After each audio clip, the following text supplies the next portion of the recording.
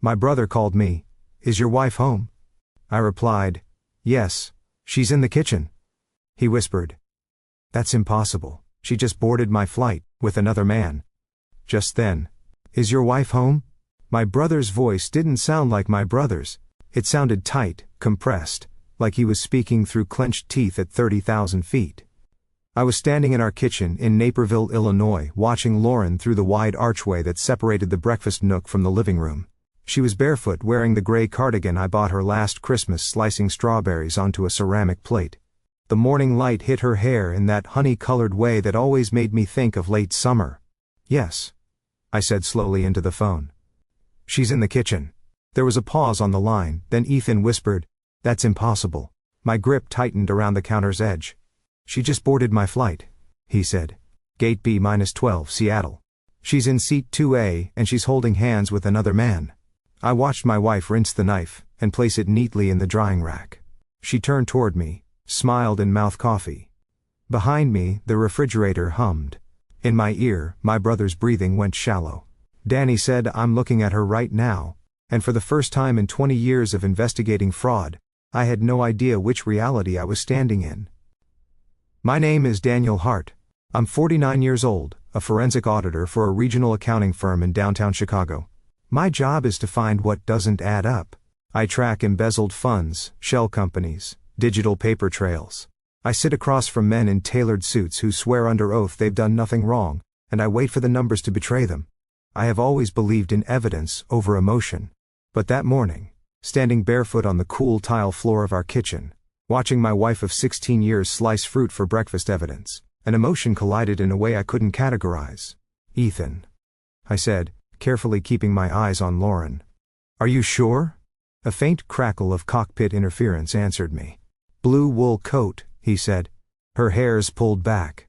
She's got that leather tote she carries to board meetings. She's laughing at something the guy next to her said. He's got his hand on her knee. Lauren set the strawberries down and reached for 2 mugs. The ceramic one with the chip on the rim was mine. The one that said choose kindness was hers. Daniel, Ethan pressed. Talk to me. I swallowed. Send me a picture. You know I can't just one discreet. Another pause. Then give me a minute. Lauren walked toward me holding out my mug. Who's that so early? She asked gently. Ethan, I replied, surprised at how steady my voice sounded. Pre-flight nerves. She smiled. Tell him to fly safe. Her hand brushed my arm as she passed. Warm. Familiar. Real. My phone vibrated. A photo. I opened it with hands that didn't shake. Years of depositions had trained that out of me. The image was slightly angled, taken from behind a half-closed cockpit door. But even with the blur of cabin lighting and compression artifacts, I saw her. Blue wool coat. Leather tote. Hair pulled back in a low knot. She was leaning toward a dark-haired man in a navy blazer. His fingers rested casually on her knee, the intimacy unguarded. She laughed at something he'd said, and had tilted in a way I had memorized over 16 years. It was Lauren. Or someone who wore her face perfectly. Dan, Ethan murmured. Boarding door just closed. In the kitchen, my wife reached for the cinnamon and sprinkled it over the strawberries. I lowered my voice. What time is takeoff? 10 minutes. Text me the tail number and the guy's description. You think this is a twin situation? He asked, disbelief creeping in. I think I said, forcing logic over panic, that I need more data. Lauren looked up. Everything okay? Yeah, I said, slipping my phone into my pocket. Client's anxious about a quarterly review. She walked over and kissed my cheek. You work too hard. The irony nearly made me laugh. Ethan texted again. Flight 4472. 810 departure. Guy, mid-40s, athletic build, no wedding ring. They're very comfortable. Very comfortable. I watched Lauren stir her tea clockwise. She always stirred clockwise. 3 turns. Tapped the spoon twice on the rim. A ritual as ingrained as muscle memory. You want eggs too? She asked. Just coffee. She studied my face for a second longer than usual. You look pale. Didn't sleep great. That audit. Something like that. She nodded, accepting it. I stepped away under the pretense of taking another call, and moved into my home office. Closed the door softly. My mind did what it always did in crisis. It built columns. Column A, Lauren in kitchen. Observable. Tangible. Breathing. Column B, Lauren on plane. Photographic evidence. Independent witness. 2 mutually exclusive realities. Unless my phone buzzed again. Ethan, they're taxing. I'll call after landing. I stared at the image on my screen. Zoomed in. The angle of her jaw. The small crescent-shaped scar near her left eyebrow from a childhood bike accident. Even the gold band on her ring finger. Except, I zoomed further. The ring. It looked identical. But Lauren had her wedding band resized last spring. The jeweler had added a thin platinum lining inside. In the photo I couldn't see that lining. I exhaled slowly. This wasn't screaming or throwing plates. This wasn't accusations in the kitchen. This was an anomaly. And anomalies required verification. Lauren knocked lightly on my office door and peeked in. "You sure you're okay?" "Yeah," I said. "Just thinking." She stepped inside and rested against my desk. "About numbers," she smiled. "You and your numbers." I studied her face as she stood there. The faint freckle on her cheek. The tiny indentation near her lip when she suppressed a laugh. If this wasn't Lauren, then someone had studied her with anthropological precision. Or my phone vibrated once more. A text from an unknown number. "Check your front door camera." A cold wave slid down my spine. Lauren was still standing in front of me. "Give me a second," I said quietly. I opened the security app. The live feed showed our front porch. Empty. But the playback icon flashed. A motion alert from 20 minutes ago. Before Ethan's call. I pressed play. The footage showed Lauren stepping out of her house. Blue wool coat. Leather tote. Hair pulled back in a low knot. She closed the door softly behind her. Time stamped 7:12 a.m. The current time 7:38. Behind me in my office, Lauren cleared her throat gently. "Da-na-na-na, you sunken." I turned around slowly. She was still there. And for the first time in my life, I couldn't tell which version of my wife was real. When you spend 2 decades auditing deception, you learn something most people never have to confront. The truth rarely explodes. It shifts. Quietly. Subtly. Like a painting that's been hanging straight for years until one morning you notice it's tilted half an inch to the left. Lauren followed me back into the kitchen after leaving my office. The strawberries were plated. The cinnamon was evenly dusted. The tea steeped to her exact preferred shade of amber. She moved through our space with unstudied ease. Opened the dishwasher. Closed it. Adjusted the blinds a fraction to block the glare on the granite countertops. If this was a performance, it was award-winning. "Did Ethan calm down?" she asked casually. "He will," I said, watching her reflection in the stainless steel refrigerator. "He always does." She smiled, but it didn't quite reach her eyes. That was new. Not dramatically new. Not enough for a jury, but enough for me. Lauren had expressive eyes. They softened when she was amused. Darkened when she was annoyed. Sparkled when she was trying not to laugh at one of my dry accountant jokes. Right now they were careful. I sat at the breakfast bar and took a slow sip of coffee, cataloging details the way I would during an interview. Posture relaxed. Breathing steady. Hands no tremor. Wedding ring correct. Platinum lining visible from this angle. She reached for the salt shaker and passed it to me. "Did you still want to drive out to Oak Brook tonight?" She asked for dinner with the Petersons. The Petersons. We hadn't had dinner with the Petersons in nearly 3 months. "They're in Scottsdale," I said mildly. "Remember they moved." A flicker. Barely perceptible. Then she laughed lightly. "Right. I'm thinking of someone else." "It's been one of those weeks." Lauren did not confuse people. She remembered birthdays, anniversaries, the names of our neighbors' labradoodles. I nodded slowly. "Long week." She took her tea to the living room and settled onto the couch, pulling her legs beneath her. The television turned on morning news. Same channel we always watched. Routine. Pattern. Continuity. Except 20 minutes ago that same woman had exited our front door on camera. I excused myself again, and returned to my office, closing the door quietly behind me. My phone buzzed. "Ethan, wheels up. I'll text when we land." I typed back, "Don't confront her. Just observe." Then I opened our shared credit card account. If someone was orchestrating something elaborate enough to create 2 Laurens, there would be bleed through somewhere. There always is. Transactions loaded in neat digital rows. Groceries. Utilities. Pass. Nonprofit lunch meeting. Except 3 weeks ago.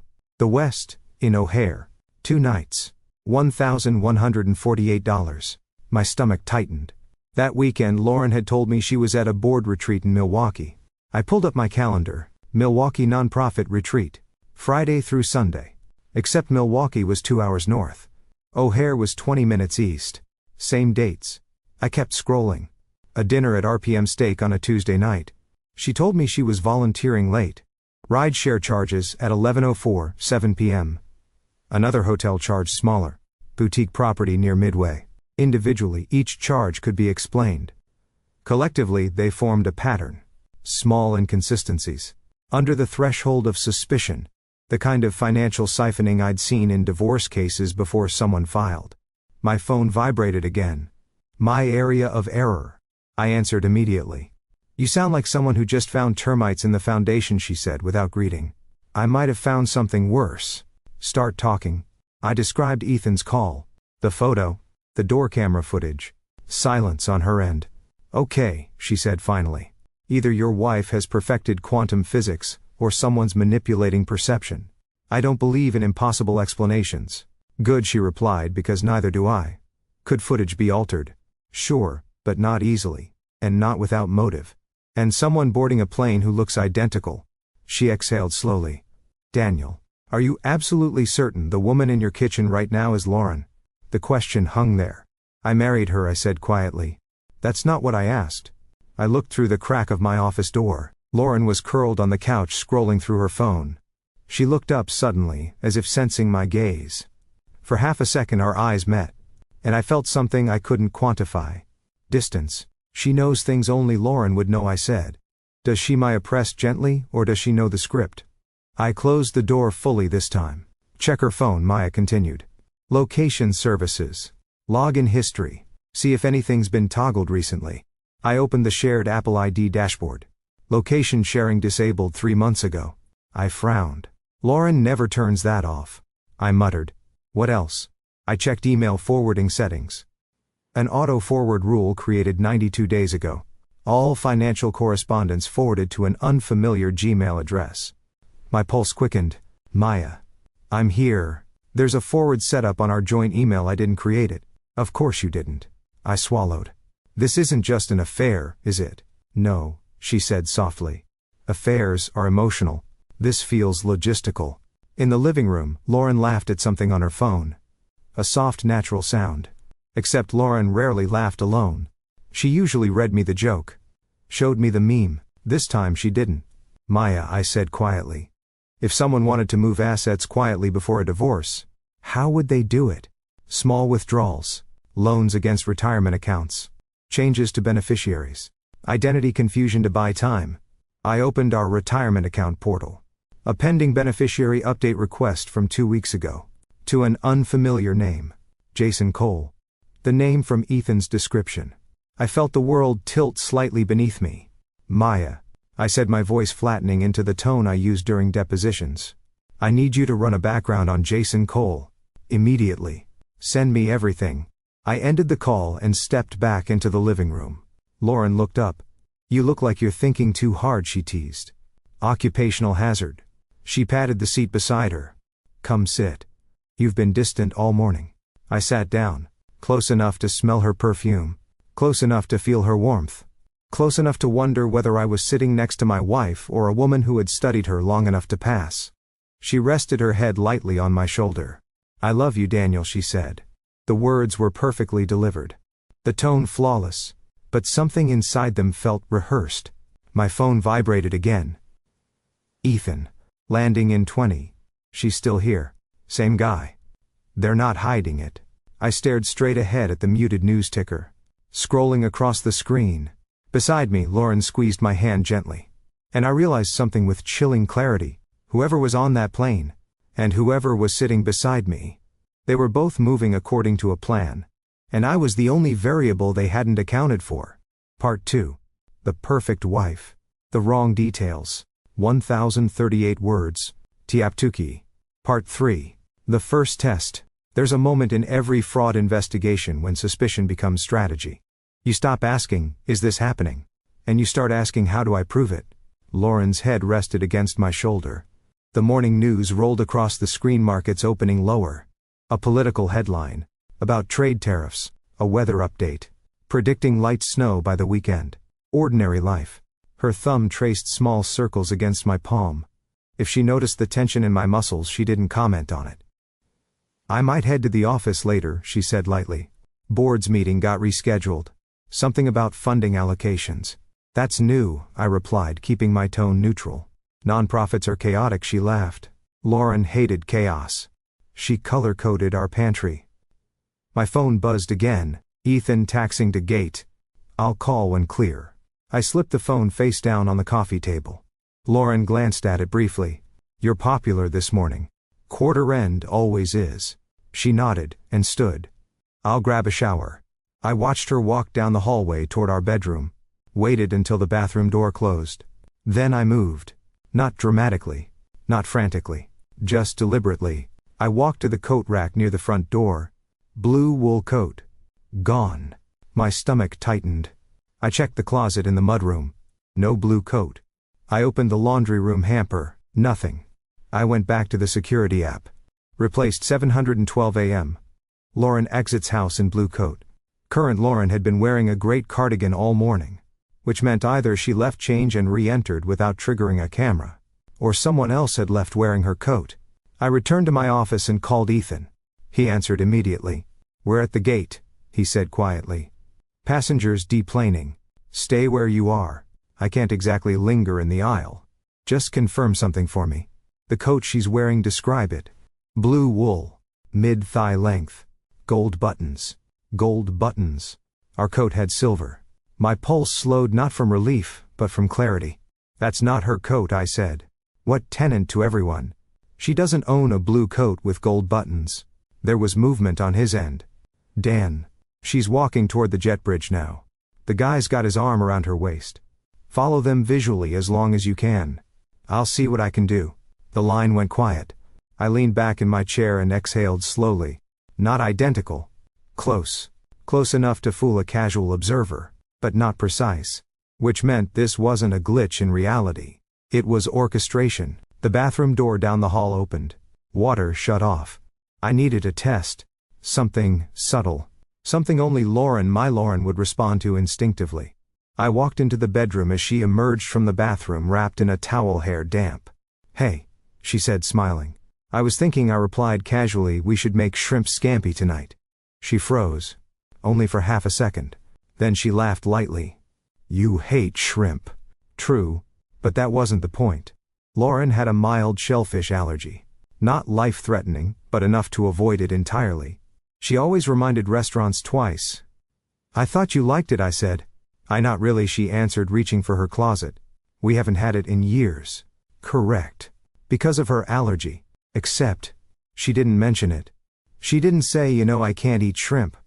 She just deflected. I watched her choose a blouse navy silk and step into tailored slacks.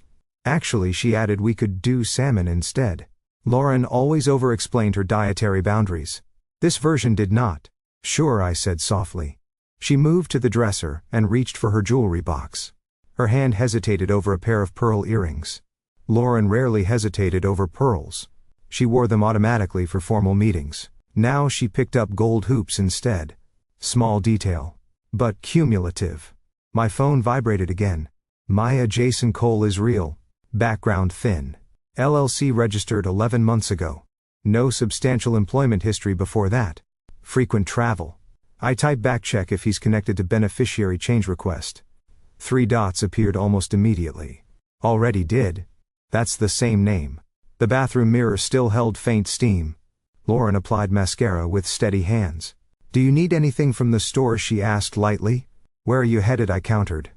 Office, she said. I watched her reflection. No flinch. No hesitation. You said earlier the meeting got rescheduled. She paused. Then smiled. Right. But I still have work to catch up on. Lauren never wasted a commute without a formal meeting.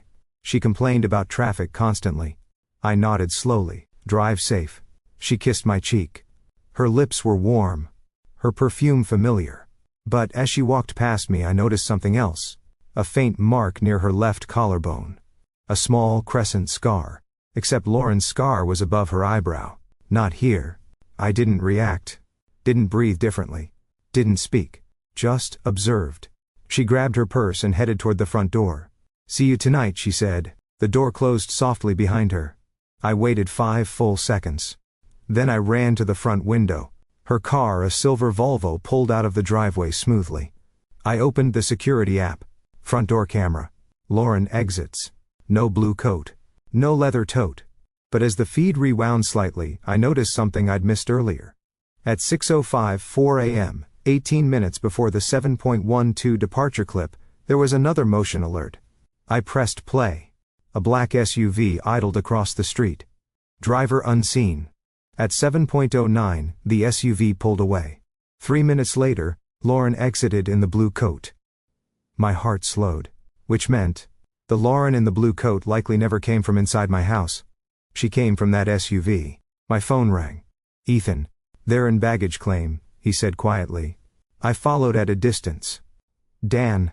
She just kissed him. I closed my eyes. "How close?" I asked evenly. "Close enough that there's no ambiguity." "Did she notice you?" "No, but Dan. I'm telling you from a distance, it's her. It's not her coat," I repeated softly. There was silence. "You think this is some kind of look-alike situation?" "I think," I said carefully, "someone is creating visual confirmation." "For what?" "For leverage." In my office, I opened our shared Google account. Recent device login unknown iPhone 3 months ago. Location O'Hare International Airport. At the exact time the auto-forward email rule was created. This wasn't romantic betrayal. This was preparation. "Ethan," I said quietly, "I need you to do something. Anything. Find out where they go. Hotel. Car rental. Anything you can. I'll text you." I ended the call and stared at the screen. 2 Lawrence. One in Seattle with a man named Jason Cole. One driving toward downtown Chicago in my wife's car. Either they were both complicit, or one of them was an imposter. And if there was an imposter, that meant someone had been studying my life closely enough to replicate it. Which meant I wasn't just being deceived. I was being observed. My office door clicked softly. I looked up. Lauren stood there. But she just left. No. I blinked. Empty hallway. Adrenaline. I exhaled slowly. I needed confirmation. Hard confirmation. I picked up my phone and texted Maya. "I'm setting a second test tonight." Her reply came instantly. "Good. Make it something physiological, not memory-based." I typed back, "Already did." Because tonight I wasn't making salmon. I was making shrimp. And if the woman sitting across from me ate it without hesitation, then I would know, without doubt, that I was living with a stranger. By 5 o'clock that evening, the house looked exactly the way it always did. The dishwasher hummed. The thermostat clicked on. The faint scent of lemon cleaner lingered in the air from Lauren's habitual wipe down of the countertops. Outside, our neighbor's sprinkler system ticked rhythmically across a perfectly maintained lawn. Normalcy has a sound. And that night, it was deafening. I stood at the kitchen island deveining shrimp with steady hands. I hadn't bought shrimp in years. The fishmonger at Mariano's had even commented on it. "Long time," he'd said casually. "Change of taste," I replied. Lauren walked in from the garage around 5:18 p.m., heels tapping lightly against the tile. "Smells good," she called. Garlic and butter had already begun to sizzle in the pan. She leaned against the doorway watching me cook. "You're full of surprises today." "You said salmon," I replied, without looking up. "I did. Felt like something different." She crossed the room slowly, and rested her hands on the back of a dining chair. For a split second I saw calculation behind her eyes. "You remembered I don't eat shrimp, right?" she asked lightly. There it was. The correction. But it came too cleanly, too precisely timed. "Yes," I said evenly. "Mild allergy. Nothing serious." She smiled. "Still not worth the risk." The shrimp sizzled louder. Ethan texted. "They're at the Edgewater Hotel in Seattle. Checked in together. Room 1207. I felt the numbers align in my head. The Western O'Hare charge. The boutique hotel near Midway. The subtle withdrawals. The Seattle trip wasn't impulsive. It was procedural. Lauren stepped closer to the stove. "Do you want me to make something else for myself?"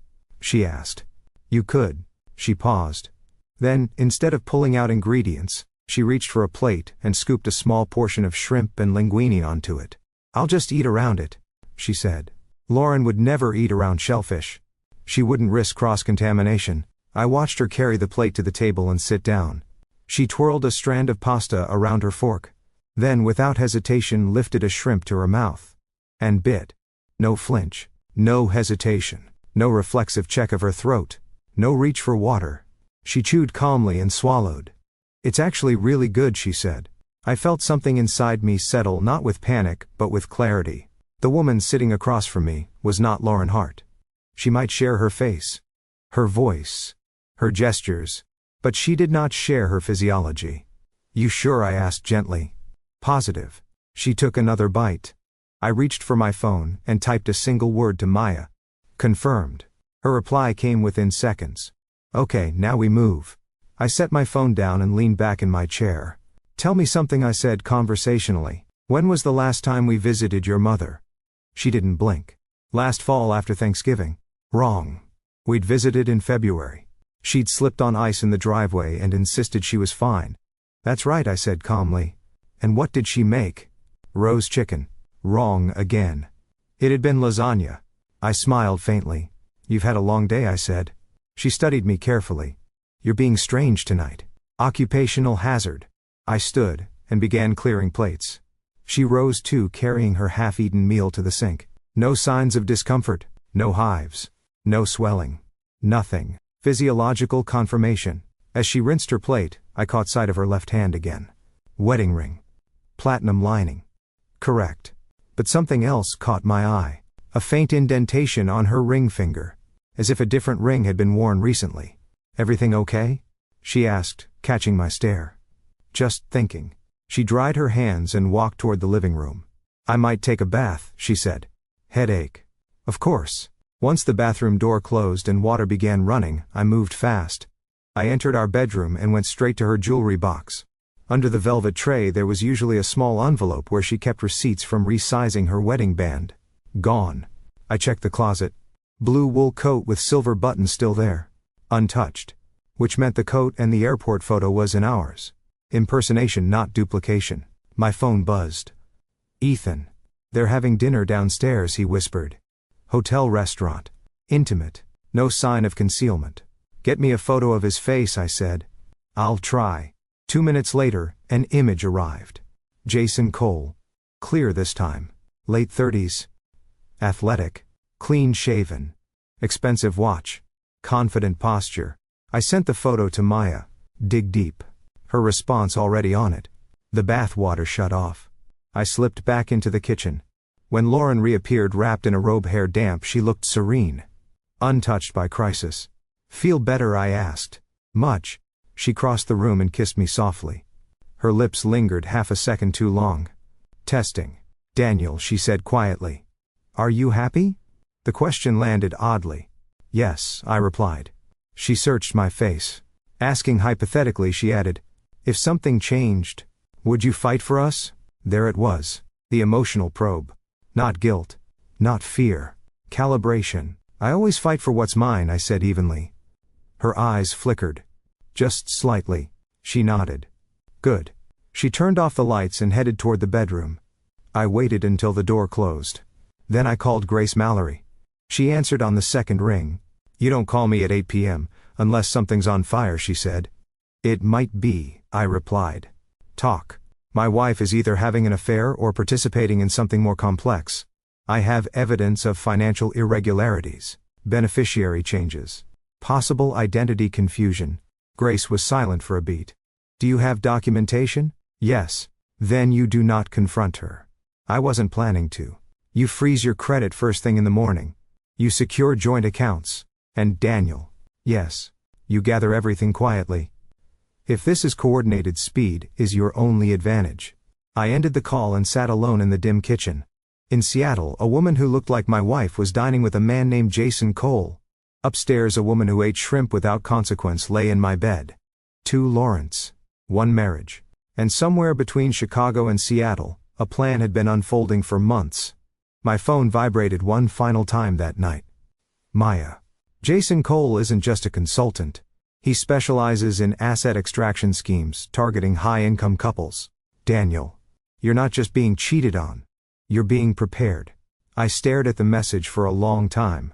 Prepared. For what? Etunurium. Dare. Divorce. Humanum. Inkinanena. Nam. Bankruptcy. Disappearance. Aturi. Upstairs the bedroom light clicked off. And for the first time in 16 years I locked my office door before going to sleep. I didn't sleep that night. Not really. I lay beside the woman who wore my wife's face and listened to her breathing even out into the soft rhythm of sleep. She turned once, murmured something unintelligible, and settled again. Lauren. My Lauren had always been a light sleeper. She shifted frequently. Woke at the smallest creak of floorboards. Reached for my arm instinctively if I rolled too far away. This woman slept like someone with nothing to lose. At 2:04 a.m., I slid quietly out of bed. I moved into my office, closed the door and opened my laptop. Maya had sent a file. Jason Cole, born in Phoenix. Minimal employment record until age 32. Then a string of short-term consulting gigs tied loosely to financial restructuring. 2 of those companies had later dissolved under quiet litigation. No criminal record. No direct charges. But patterns. Always the same pattern. High-income household. Complex asset structure. Sudden marital discord. Within 6 months, a significant portion of assets moved offshore. Then, dissolution. Asset extraction, Maya had called it. I opened our retirement accounts again.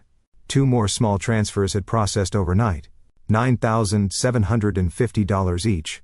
Below federal reporting thresholds. To a holding account in Nevada.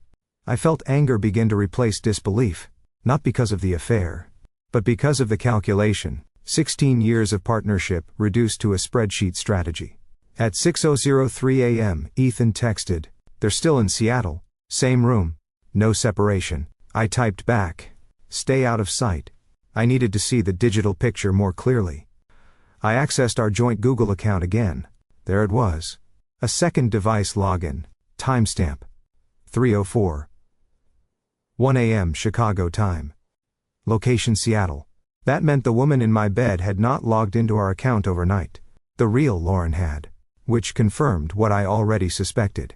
The woman upstairs was not operating independently. She was part of a synchronized system. At 7:08 a.m. she came into the kitchen dressed for work. Cream blouse. Navy slacks. She poured herself coffee without speaking. "You're up early," she said casually. "Couldn't sleep. Work stress." Something like that. She took a sip and studied me. "You're different," she said quietly. "In what way?" "Distracted. Am the first." She didn't answer immediately. Instead, she set her mug down carefully. "Daniel, if something were wrong between us, you'd tell me, right?" The phrasing was deliberate. Not as something wrong, but if something were wrong. I leaned back in my chair. "Lauren," I said evenly, "when was the last time you went to Seattle?" She didn't blink. "Last year." "Conference. Which hotel?" She hesitated half a second too long. "The Sheraton downtown." Ethan had texted me the night before. "Edgewater Hotel, room 1207. I nodded slowly. "You ever stayed at the Edgewater?" I asked. "No," she replied instantly. Not even curiosity, not even a why. Just denial. My phone vibrated again. Maya. I pulled hotel security footage from Seattle through a contact. "You need to see this." An image loaded on my screen. Lauren, undeniably Lauren, checking into the Edgewater with Jason Cole. Same blue coat. Gold buttons. Her hair was styled slightly differently than the woman in my kitchen. A small detail. But distinct. And on her left hand, a different wedding band. Same design. But slightly thicker. My pulse steadied. The Lauren upstairs wore a real ring. The Lauren in Seattle wore a duplicate. Which meant this wasn't a last-minute disguise. It was premeditated duplication. I looked up at the woman in front of me. She was watching me carefully now. "You're quiet," she said. Thinking, I replied, "Bow is to vary you." Continuity. She smiled faintly. "That sounds ominous." "It's accounting." She stepped closer. "Daniel. Are you happy?" There it was again. The emotional gauge. "I am," I said calmly. "Are you?" She hesitated. Then nodded. "Of course." But something in her voice was thinner now. I stood. "I have an idea," I said. "What's that?" "Let's invite everyone over this weekend." "For what?" "Our anniversary." She blinked. Our anniversary isn't until October, she said. Correct. But she had answered reflexively. No calculation, no delay. Which meant she knew the correct date. Which meant she had studied thoroughly. Early celebration, I shrugged. That's sudden. Spontaneity is good for marriage. She searched my face. Who would you invite? Your parents, my brother, a few close friends, maybe even our financial advisor. The last one landed. I saw the flicker. Why the advisor? She asked lightly. I want to restructure some investments, celebrate properly. Her jaw tightened almost imperceptibly. Sure, she said finally. If that's what you want. It is. She nodded and picked up her purse. I'll handle the invitation, she offered. I'd prefer to send them from our joint email, I replied gently. Another microsecond pause. Of course. After she laughed, I immediately called Grace. She's going to accelerate, I said. Good, Grace replied. Let her. I'm hosting a gathering. Smart. I need to freeze accounts quietly before then. Do it today in Daniel. Yes. Do not confront her alone. I ended the call and sat in silence for a long moment. 2 Lawrence. 1 extracting assets in Seattle. 1 maintaining the domestic illusion in Chicago. 1 original. 1 operative. Both coordinated. But if this was an asset extraction scheme, then it depended on timing. And timing depended on me remaining passive. I walked to the hallway, and opened the small storage cabinet near the garage. Inside was Lauren's old iPhone. The one she'd cracked 6 months ago. She'd claimed it was dead. I pressed the power button. The screen flickered. Battery 4%. Messages loaded. A thread with Jason Cole. 8 months long. He's predictable. He won't check until it's too late. We'll finalize beneficiary changes before he notices. Marcus confirmed the duplicate ring arrived. Duplicate ring. There it was. I felt the final piece lock into place. This wasn't confusion. This was an identity theft. This was a stage replacement. And the woman in my house was playing her role until the transfer completed. My phone buzzed again. Maya. Daniel. I found something else. There are 2 passport scans tied to Lauren's ID. 1 original. 1 recently issued replacement. My heart slowed. 2 passports. 2 rings. 2 locations. 2 Lawrence. And only one of them had married me.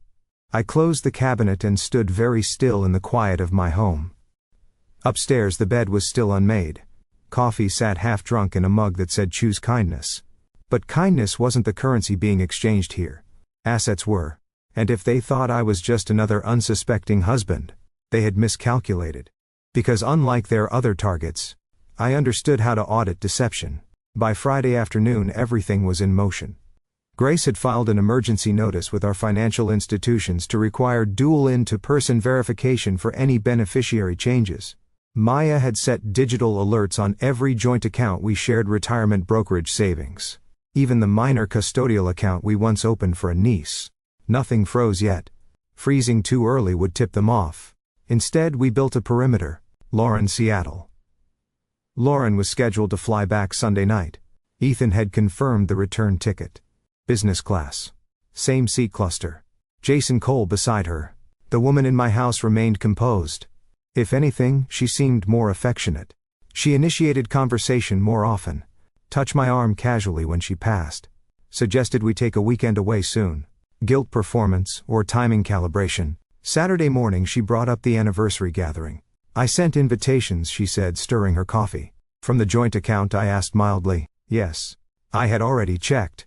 She had. Which meant she believed access control was intact. Which meant she didn't know I had recovered the old phone. Good, I said. Let's make it special. Of course. She hesitated slightly. Daniel. What's this really about? What do you mean? The financial advisor. The sudden celebration. It feels deliberate. I met her gaze evenly. It is. A flicker crossed her face. Deliberate how? I've been reviewing our portfolio. I think it's time for transparency. The word landed. Transparency. She held my eyes for 2 full seconds before smiling. I'm glad, she said softly. We should always be transparent. Yes. We should. Sunday evening arrived quietly. Seattle. Lauren landed at O'Hare at 7:48 p.m. Ethan texted as soon as the wheels touched down.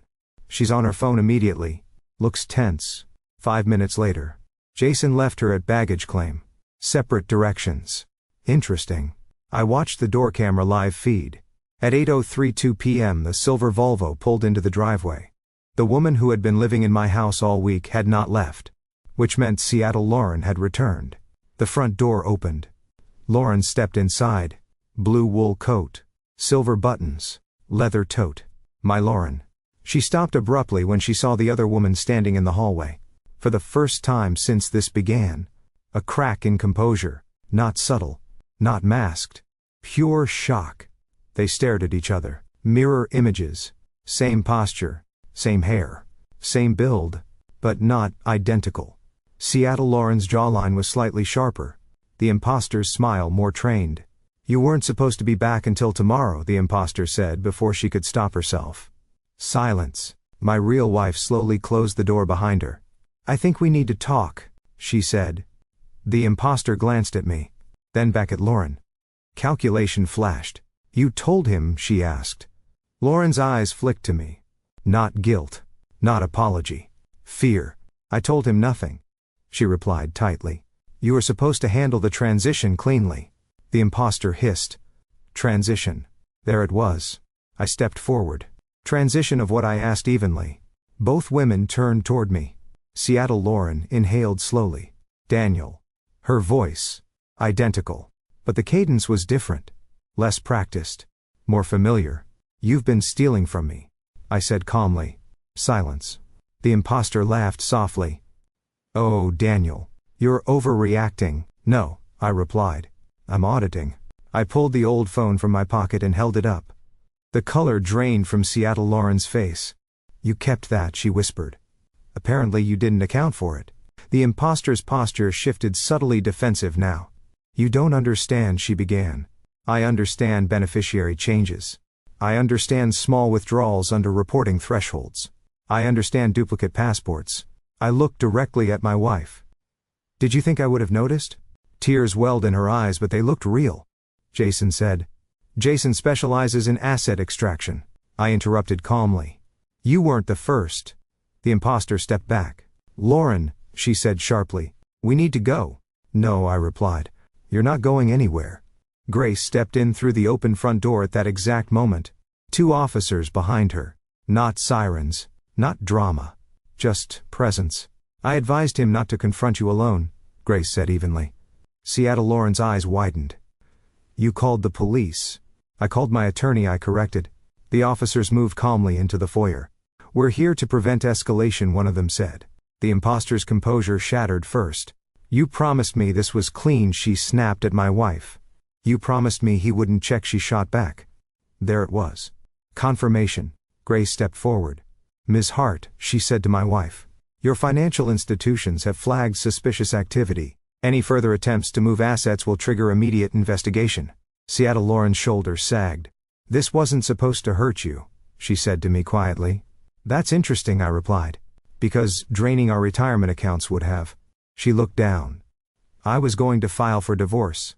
After emptying the accounts. Silence. The imposter shifted nervously. This is between you two, she said. I was hired. I know, I replied calmly. Your payment records were in the message thread. Grace handed a folder to one of the officers. For documentation, she said. No handcuffs. Not yet. Just statements, paper trails, leverage. Seattle Lauren looked at me. I never meant for it to spiral. It didn't spiral, I said quietly. It was structured. The officers asked both women to remain present while initial statements were taken. The imposter's bravado dissolved quickly once legal language entered the room. Fraud. Conspiracy. Identity facilitated. Her confidence was built on secrecy, not scrutiny. Within 40 minutes, she agreed to cooperate.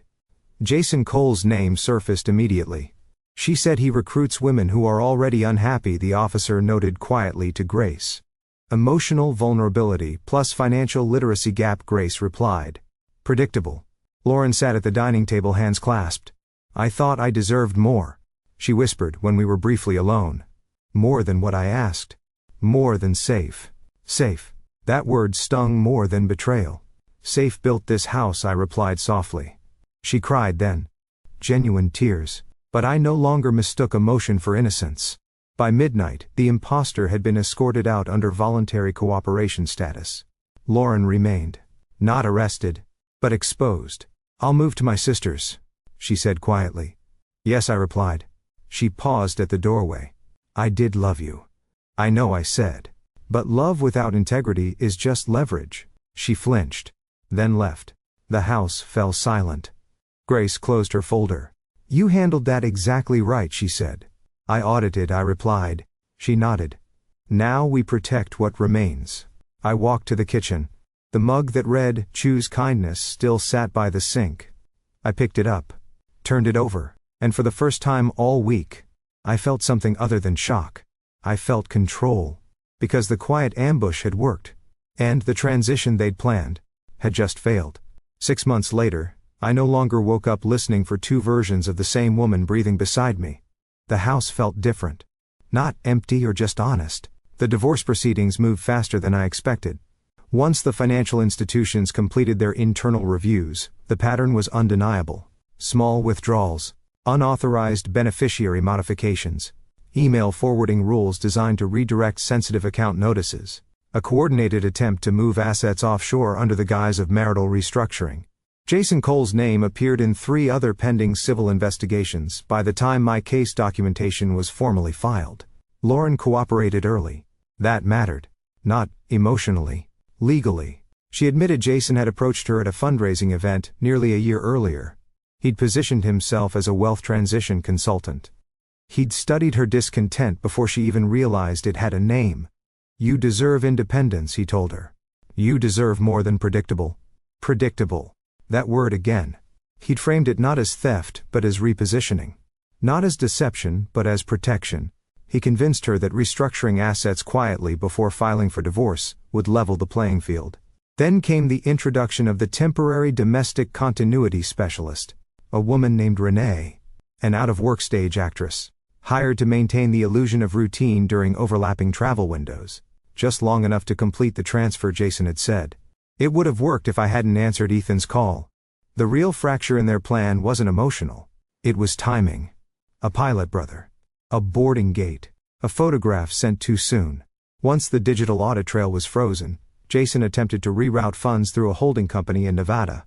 The trigger Maya installed flagged the attempt immediately. Federal authorities stepped in within 48 hours. Jason fled. Then surrendered 3 weeks later. Asset extraction isn't technically romantic fraud. It's contractual exploitation dressed as empowerment. He underestimated one variable. An accountant married to the target. Lauren moved into a townhome 15 miles away. We spoke only through attorneys for months, then gradually carefully through brief controlled conversations about logistics. No shouting. No drama. Just documentation. One afternoon in early March she came by to collect the last of her personal items. The house felt neutral when she entered. No longer ours. Just structure. "You changed the lock," she observed quietly. "Yes. That's fair." We stood in the foyer for a long moment. "I didn't think you'd check," she admitted finally. "I always check," I replied. "I know that now." There was no accusation in her tone. Just recognition. "You could have confronted me," she said. "And given you time to move faster?" I asked gently. She exhaled. "I convinced myself you'd recover," she said, "that you'd be fine." "I am fine." She nodded. "You always were steady." "Steady isn't the same as blind." Silence settled between us. "Jason made it sound strategic," she said. "Strategy without ethics is predation." She absorbed that. "I'm sorry," she whispered.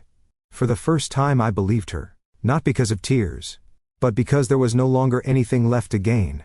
"I hope you rebuild carefully," I said. She nodded, then left. The final divorce order came through 2 weeks later. Assets rebalanced. Accounts secured. No alimony. No theatrics. Just paperwork. Maya and I turned what happened into something constructive. She expanded her cybersecurity consultancy into domestic financial monitoring services. I formalized a division within my firm specializing in marital asset audits. We didn't advertise it loudly. We didn't sensationalize it. We simply offered a service. Continuity verification. Most of our clients were men and women in their 40s and 50s, who sensed something subtle was wrong but couldn't articulate it. Small inconsistencies, minor shifts, Unexplained financial noise. They didn't want revenge. They wanted clarity. That's what I needed. Not rage. Not public humiliation. Just confirmation. Ethan still calls me before every long-haul flight. He jokes that he'll never look at seat 2 the same way again. We laugh. Because humor returns eventually. It always does. Sometimes I stand in the kitchen early in the morning and watch the lights spill across the countertops. No imposter. No duplication. Just stillness. I've learned something valuable through all of this. Deception rarely announces itself loudly. It arrives politely. It imitates routine. It waits for complacency. And it depends on silence. If there's one thing I want you to take from this story, it's this. Pay attention to the small shifts. The almost right answers. The transactions just under the reporting limit. The questions that feel slightly rehearsed. You don't have to accuse. You don't have to panic. You just have to observe, because sometimes the difference between losing everything and protecting it is one phone call answered at the right time. If this story resonated with you, if you've ever felt that quiet intuition that something didn't add up, I'd genuinely like to hear from you. Where are you watching from? Have you ever caught a detail that changed everything? Leave a comment below and tell me your story. We share experiences here not to dwell in betrayal, but to learn from it. There are many more stories like these stories about resilience, clarity, and rebuilding with integrity. So if you'd like to continue this journey with us, consider subscribing. Turn on notifications so you don't miss the next chapter. Because the truth isn't dramatic. It's deliberate. And together we can keep learning how to recognize it.